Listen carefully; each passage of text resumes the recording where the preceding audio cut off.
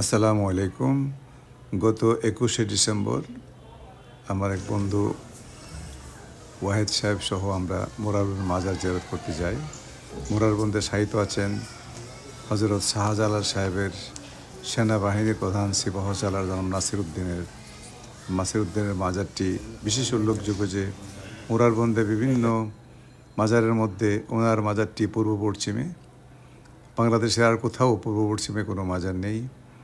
তো ওই নাসিরউদ্দিন সাহেব সম্পর্কে জানা যায় উনি হজরত শাহজালাল সাহেবের সৈন্যদলের প্রধান ছিলেন। তিনি যখন শাহজালাল সাহেব যখন সিলেট আগমন করেন, ওই নাসিরউদ্দিনের নেতৃত্বে রাজা গৌরগোবিন্দকে পরাজিত করা হয়।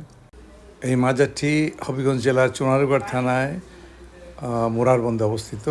ধন্যবাদ আমার এই ছোট্ট ভিডিও দেখার জন্য। সবাই ভালো থাকুন। খোদা হাফেজ।